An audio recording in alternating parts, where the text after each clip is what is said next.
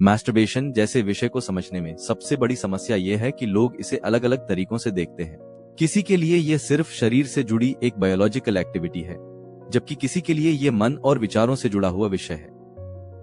यही कारण है कि इस टॉपिक को समझाने के दो अलग अलग नजरिए सामने आते हैं। पहला है मॉडर्न साइंटिफिक व्यू और दूसरा है आध्यात्मिक या स्पिरिचुअल व्यू।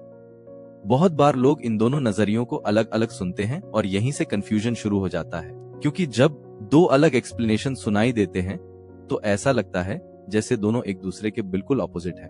लेकिन अगर इन दोनों पर्सपेक्टिव्स को ध्यान से समझा जाए तो कई बार ये एक दूसरे के खिलाफ नहीं, बल्कि एक दूसरे को समझने में मदद करते हुए भी दिखाई देते हैं। इसलिए इस विषय को समझने के लिए इन दोनों नजरियों को थोड़ा विस्तार से समझना जरूरी है। सबसे पहले बात करते हैं मॉडर्न साइंटिफिक व्यू की।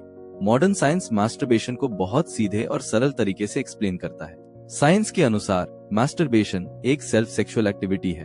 इससे टेम्पररी सेक्सुअल सेटिस्फेक्शन मिलती है।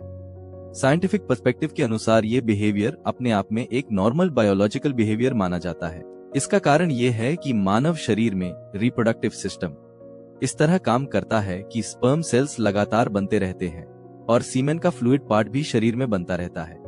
इसलिए इजैक्यूलेशन होने से शरीर को कोई परमानेंट फिजिकल डैमेज नहीं होता। यही कारण है कि मॉडर्न साइंस मास्टरबेशन को आमतौर पर एक नेचुरल फिजियोलॉजिकल एक्टिविटी के रूप में देखता है। लेकिन यहाँ हम एक महत्वपूर्ण बात समझना भूल जाते हैं कि साइंस इसे सामान्य बिहेवियर तब तक मानता है जब तक ये एक्टिविटी व्यक्ति के नॉर्मल लाइफ पैटर्न को डिस्टर्ब न करे। जब ये एक्टिविटी इतनी फ्रीक्वेंट या अनकंट्रोल्ड हो जाए कि व्यक्ति के काम, पढ़ाई, फोकस या रूटीन पर असर पड़ने लगे, तब साइंस भी इसे एक प्रॉब्लम के रूप में देखने लगता है।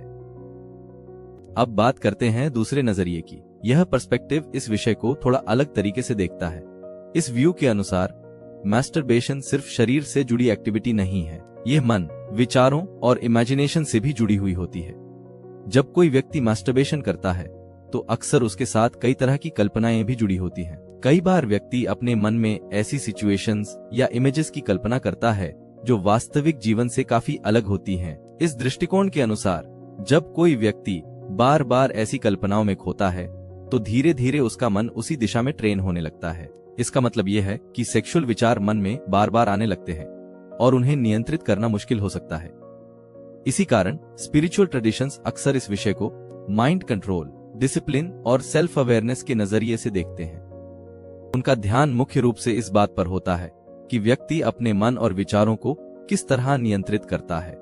यहीं से इन दोनों पर्सपेक्टिव्स के बीच का अंतर समझ में आता है। साइंस मुख्य रूप से शरीर की बायोलॉजिकल प्रोसेसेस को देखकर बात करता है, जबकि स्पिरिचुअल पर्सपेक्टिव मन, विचारों और सेल्फ डिसिप्लिन और कैरेक्टर के एंगल से चीजों को देखता है। अगर इन दोनों नजरियों को सही तरीके से समझा जाए तो कई बार यह एक दूसरे के खिलाफ नहीं, बल्कि एक दूसरे को समझने में मदद करते हैं, क्योंकि एक नजरिया शरीर के काम करने के तरीके को समझाता है, जबकि दूसरा नजरिया मन और बिहेवियर को समझने की कोशिश करता है। इसलिए मास्टरबेशन जैसे विषय को समझने के लिए सिर्फ एक नजरिया काफी नहीं होता। इसे समझने के लिए हमें शरीर की बायोलॉजी के साथ साथ मन और साइकोलॉजी के पहलू को भी समझना पड़ता है। और जब इन दोनों पर्सपेक्टिव्स को साथ में देखा जाता है तभी इस विषय को ज्यादा स्पष्ट और संतुलित तरीके से समझा जा सकता है। अगली वीडियोस में हम दोनों पर्सपेक्टिव्स के जरिए मास्टरबेशन से जुड़े महत्वपूर्ण सवालों को समझेंगे।